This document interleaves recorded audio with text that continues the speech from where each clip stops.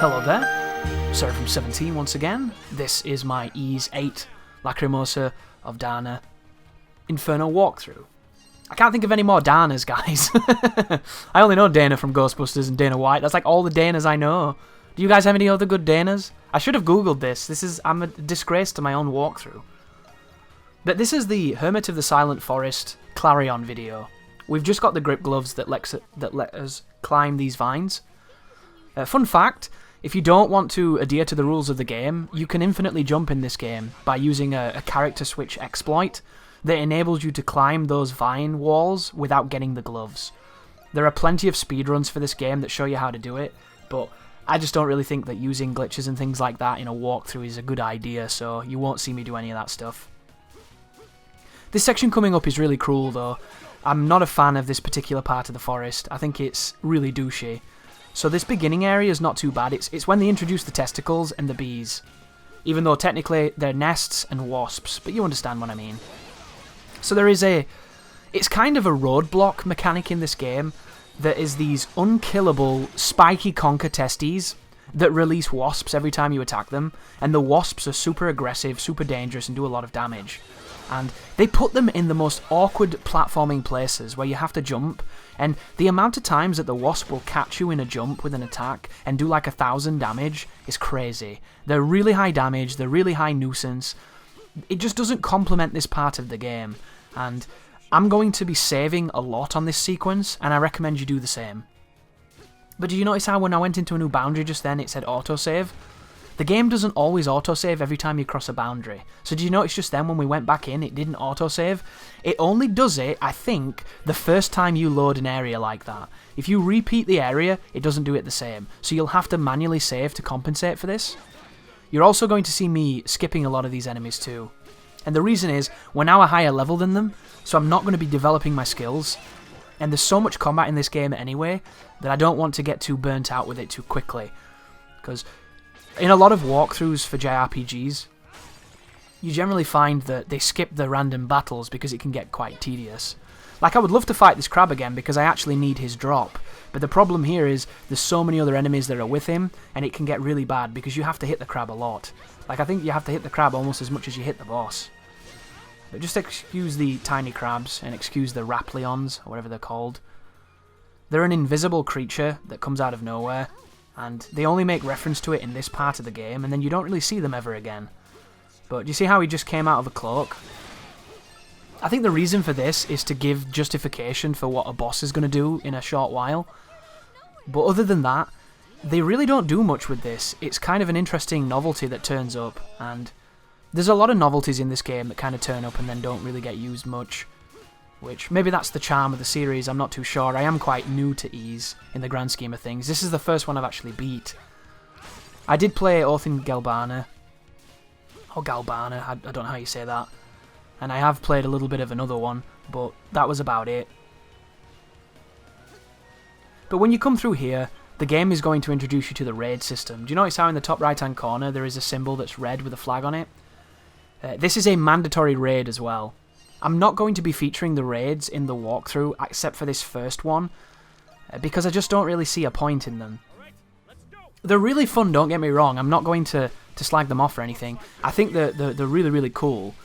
Essentially, it's a handful of waves where you defend a gate, and depending on how you've upgraded your base will depend on how easy these are, because you can upgrade tons of resources to pull aggro, to slow enemies down, to stun enemies, to poison enemies, and then penultimately to make your barricade so strong that even if you ignore the enemies, they can't break it. And what happens with these minigames here is, the more of the castaways that you save, the more people that you will have supporting you in Dogi's squad. And each of these members will give you a passive bonus that they use after a certain amount of time. So when you first do these missions, they're quite tough, because usually they'll be a higher level than you don't have any support, you don't have much technology in the ways to make it easier, and your characters aren't strong enough to really make much of a difference. Like, if you look, there's only 6 people supporting us. At the end of the game, you'll have 24 people supporting you, and it makes an incredible difference. Like, they can give you abilities where they make you stronger, they can give you abilities where they make you regenerate HP, they revive you, all kinds of crazy features. It's pretty interesting. And it escalates really quickly and gets kind of tough.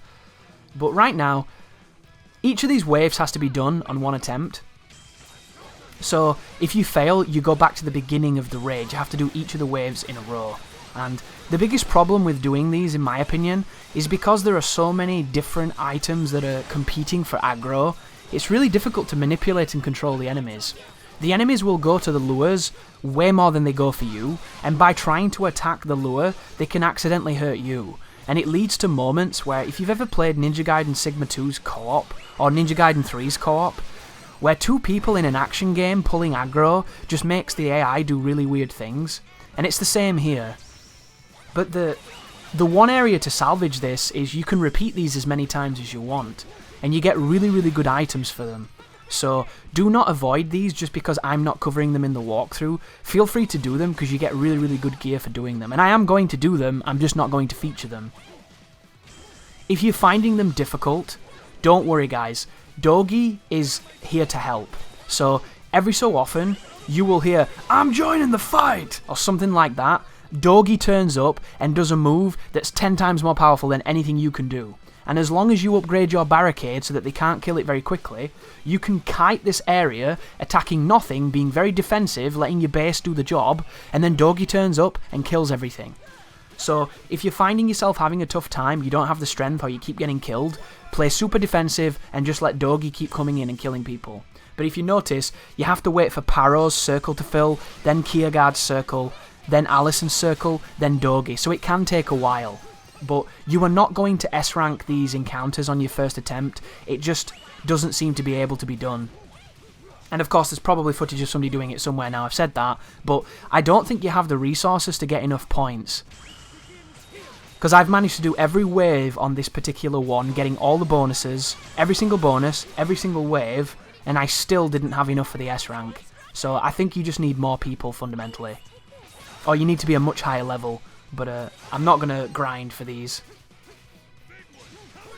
But what I usually do is, I do all of the raids when they first turn up, and then later on in the game when I'm much stronger. That's Dogi, by the way. Do you see him turn up and kill everything? That's why he's ridiculous. Like, if you could somehow only take Dogi into these environments, they would be the easiest thing in the world. But later on in the game, when you're stronger, like level 60 with good skills, you can come back and do them all, get S-ranks and get the S-rank reward. Because a lot of the S-rank rewards are extra CP, they're really, really good accessories, really, really good pieces of equipment. Like, they're super worthwhile doing, guys. But, so just then, the doctor gave us temporary critical rate upwards, which is really nice, because it means we're going to do more damage. But do not take a lack of covering for a lack of interest. I really, really like the raid system. I think it's super fun. It's just, this walkthrough is already going to be full of combat and full of me fighting and just full of the game, that I don't want to add anything that's too superfluous. But here's a Sobrado, doing his thing. He only has, like, 3 attacks. He has the 2 versions of the fireballs that he fires. He has the jump, belly flop, and then he has the 2 punch that he does that has incredible length. That dude will cover an entire football field to slap you with his fins, so be very careful. But there's the final wave. Later on in the game, they will give you bosses on the final wave, which are pretty interesting, and I'm probably going to feature some of the bosses in the videos, but that will be the last raid that you witness. But there you go, guys. A shitty A rank. And then we transition back to where we were in the forest, so you can now use your grip gloves to get on with the mission. This game was developed on the Vita, and the developers of the Ys series are a small, modest team who have kind of stuck to an aesthetic. And this is, I think, the first fully 3D Ys game. The systems in Celceta and in 7 are very similar to the ones in this, but this is the first one where you can move the camera yourself. So a lot of these mechanics are quite new to the developers, it seems like, and you can tell. I've been playing a lot of games, and like God of War 2, climbing vines is a million times better than this game. And it came out like 20 years ago. Even though it came out in like 2006 or something, didn't it? 2005. But you know what I mean.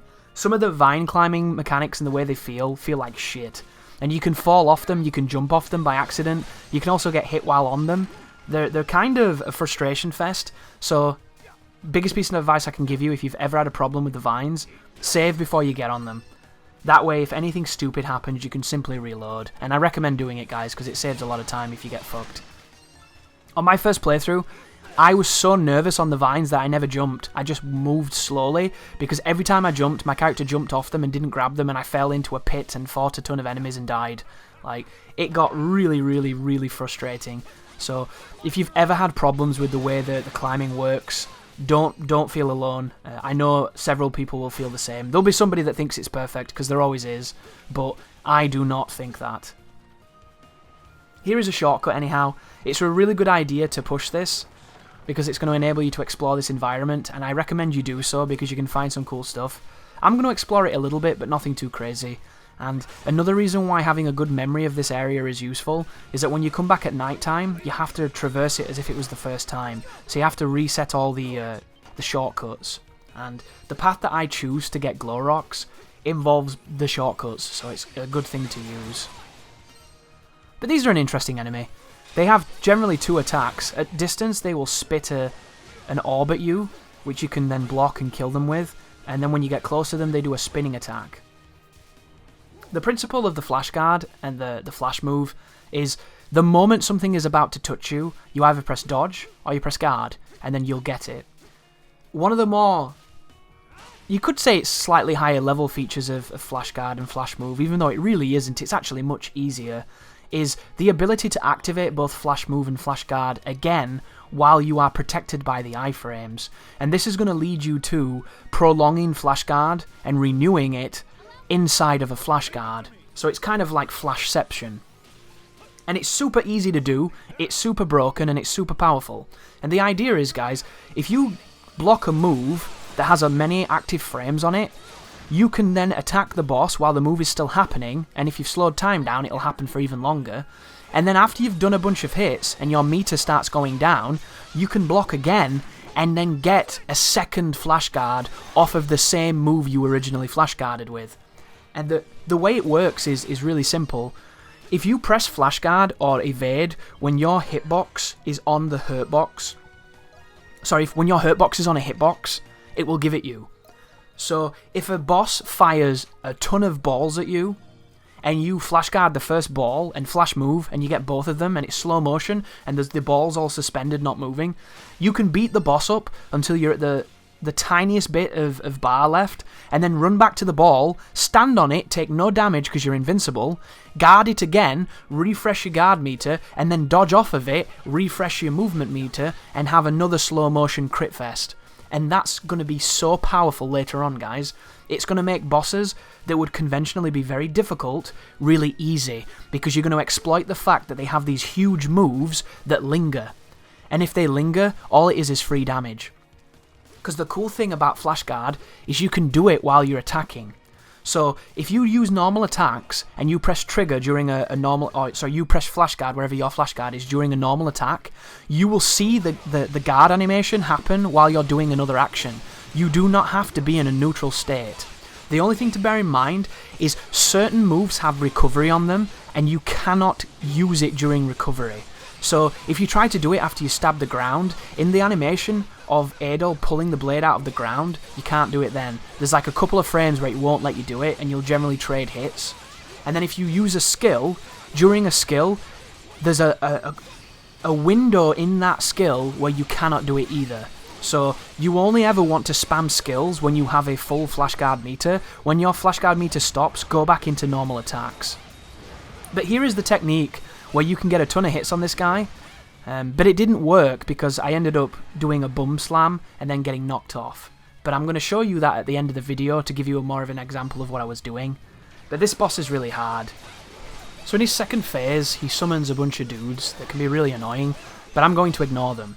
And I'm going to have a really safe strategy here of waiting at a distance for the boss to fire his venom breath at me, and then I'm going to block the breath and then hit him with Sahad, because Sahad does a lot of damage right now. And then once you do enough damage to the Clarion, it will fall onto the ground, and then it comes into its kind of crazy phase. So right now, it will thrust its tongue at you, spit the venom, or do a crazy forward roaring head slash move where it repeats, and it will also teleport around while being invisible. The only real thing to worry about here is there are times if it does its tongue move when it's coming out of invisibility, it will mask the startup of the move, and the move is near instant. so it can be really, really difficult to react to it. So whenever it comes out of the invisibility, it can sometimes be a good idea to dodge. So you might notice that when it was coming out of the invisibility, I dodged just then, and then it did the tongue move, but it did it late, and it telegraphed it, and it was fine. But there are times where it really seems like that tongue move comes out instantly. But just play patient, kite the enemies, keep your distance, and then whenever the boss gives you the venom, use it against it to use the slow motion to kill it. But the strategy to hurt the boss a ton is when it goes into its final part of the first phase, it backs up before it starts shaking the bridge. If you chase it and jump, you can attack it for free. And then when you land, you can jump again and keep attacking. When you have good SP, jump in the air as hard and then spam that anchor move. The anchor move is only 10 SP, so you can spam it a ton. And then when you run out of SP, if you can land, you can jump again, hit the boss, replenish your SP, and then go back into spamming the skill move. And you can take off tons of HP. I've got that boss to the 3rd phase when I dropped down instantly from doing all that damage. But then of course I took a hit and I didn't want that in the guide. But if you're having trouble with him, try to do as much damage at that first bit as you can, because it will make the 2nd and the 3rd phase much easier. But that was one of the first bosses in this game on my first run where I had a really tough time, because it's a lot of things to manage and you're not quite used to the game just yet. So don't worry too much if you're having problems. I think most people will struggle there a little bit. But it's actually not too bad once you understand it, and hopefully this video will help alleviate some stress. So thank you for watching, and you take care now.